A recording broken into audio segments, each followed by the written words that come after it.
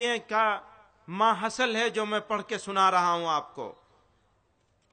اسی کے ساتھ ہم مسلمانوں سے یہ کہنا چاہتے ہیں کہ شریعت کے تحفظ کا سب سے بہتر طریقہ یہ ہے کہ ہم خود اس پر عمل پیرا ہوں۔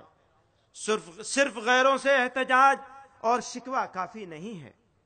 اگر ہمارا یہ دعویٰ ہے کہ شریعت اسلامی میں عورتوں کو سب سے زیادہ انصاف دیا گیا ہے تو ہمیں اس دعوے کو اپنے عمل سے ثابت کرنا ہوگا۔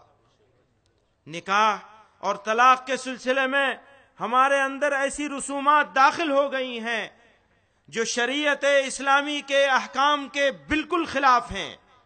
ہمیں ان رسومات کے خلاف جہاد کرنا ہوگا اور عورتوں کو اسلام کی روح سے نہ صرف مساویانہ بلکہ ان کی عزت و حرمت کے مطابق معاملہ کرنے کے لیے تحریک چلانی ہوگی۔ اس کے بغیر غیروں کو مداخلت سے روکا نہیں جا سکتا۔ ہمیں چاہیے کہ نکاح نامے میں شریعت کی روشنی میں ایسی شرائط شامل کریں جو نزاع کو دور کرنے کے لیے محکمہ شرعیہ کی طرف رجوع میں معاون بنے اور لوگوں کو عدالتوں کے چکر کاٹنے سے بچایا جا سکے۔ اسی کے ساتھ غور کیجئے گا، اسی کے ساتھ یہ اجلاس ایک مجلس کی 3 طلاق کے عمل کی سخت مذمت کرتا ہے اور مسلمانوں کے ہر طبقے سے یہ اپیل کرتا ہے کہ وہ اس غلط طریقہ طلاق کے سد باب کی ہر ممکن کوشش کریں۔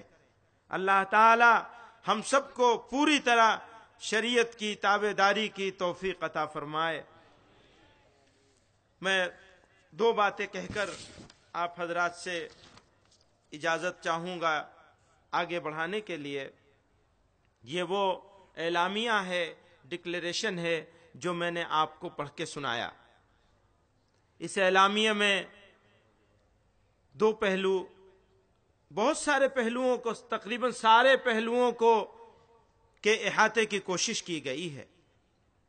اس میں ایک چیز بہت اہم ہے، وہ ہے آپس کا اتحاد۔ آج اس اسٹیج پر ملت اسلامیہ کے مختلف طبقے، مختلف نظریات، افکار، مسلک رکھنے والے لوگ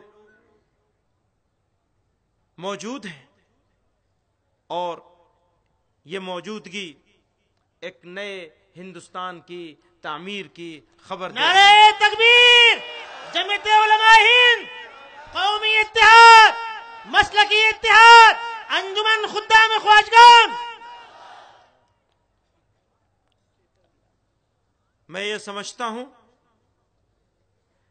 کہ یہ اجلاس صرف زبانی طور پر تاریخی نہیں بلکہ حقیقی طور پر تاریخی اور تاریخ ساز بن گیا ہے۔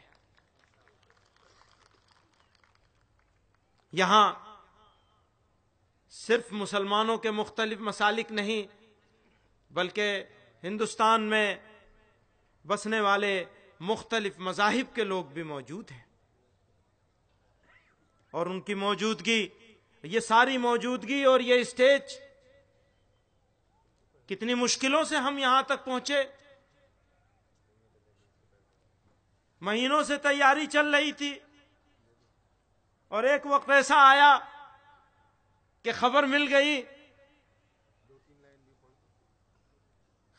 گئی کہ اجلاس کی پرمیشن رد کی جاتی ہے۔ 15 دن صبح میں اور شام میں ساتھیوں کی جوتیاں گھس گئی ایڈمنسٹریشن کے چکر کاٹتے کاٹتے۔ کوئی کہتا تھا اب کیا ہوگا، اخباروں میں خبر نکال دی، ہمیں بعد میں اطلاع دی، خبر پہلے نکال دی، پرمیشن ملتوی کر دی گئی ہے، مؤخر کر دی گئی ہے، رد کر دی گئی ہے۔ الگ الگ علاقوں سے ساتھی پوچھتے تھے اب کیا ہوگا، کوئی کہتا تھا کر دینا چاہیے، کوئی کچھ کہتا تھا، کوئی کچھ کہتا تھا۔ میں نے دوستوں سے کہا یاد کرو وہ زمانہ جب بھارت آزاد نہیں ہوا تھا، ہم غلام تھے، تو کوئی اجلاس ایسا نہیں ہوتا تھا جو سرکار کی مرضی اور پرمیشن سے ہوتا ہو. ضرورت پڑے گی ہم مانگیں گے، پرمیشن مانگیں گے، مانگتے رہیں گے. آزادی کے بعد 70 سال میں کبھی ایسا موقع نہیں آیا کہ پرمیشن کے بغیر اجلاس کرنے کی ضرورت پڑی ہو. ہم شکر گزار ہیں راجستھان کی سرکار کے اور ضلع انتظامیہ کے کہ انہوں نے مسئلے کی سنگینی کا احساس کیا، اس جماعت کے وقار کا، اس جماعت کی تاریخ اور اتہاس کا خیال کیا، اور صرف 3 دن پہلے کسی طرح بہت ساری شرطوں کے ساتھ اجازت مرحمت فرما دی. ہم شکریہ ادا کرتے ہیں ان کا، لیکن کتنے ساری مصیبتوں سے گزرنا پڑا اس کو ہم ہی جانتے ہیں.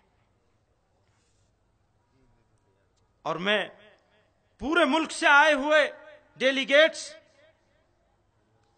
اپنے دوستوں، اپنے ساتھیوں اور بزرگوں سے یہ کہنا چاہتا ہوں کہ آزادی سے پہلے کوئی اجلاس جمعیت علماء کا ایسا نہیں ہوا تھا جس میں اجازت ملی ہو. ٹانگے پہ کھڑے ہو کر ٹانگے پہ کھڑے ہو جاتے تھے، اسٹیج بن جاتا تھا، جلسہ ہو جاتا تھا. میں نے دوستوں سے کہا ہم ٹرک پہ کھڑے ہو کے جلسہ کر لیں گے، اتنا بڑا اسٹیج نہیں بنے گا تو نہ بنے. پر الحمدللہ یہ حضرت خواجہ معین الدین چشتی اجمیری رحمت اللہ علیہ کی نگری ہے.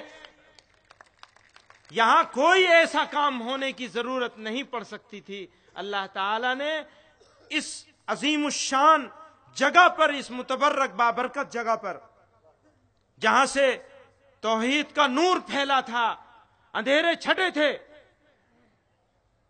اللہ تعالی نے اس دربار میں، اس مقام پر، اس مقدس اور متبرک جگہ پر ہم کو یہاں جمع کر دیا. اللہ نے چاہا تو انشاءاللہ یہ جمع ہونا رائے گا نہیں جائے گا.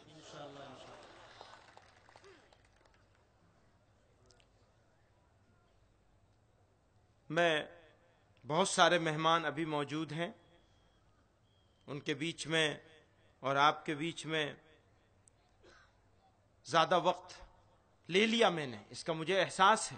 میں مقرر آدمی نہیں ہوں، لیکن چلتے چلتے یہ بات کہہ دینا چاہتا ہوں، یہ میرا ملک ہے، میرا دیش ہے. لوگ کہیں گے ہمارا کیوں نہیں کہہ رہے ہو؟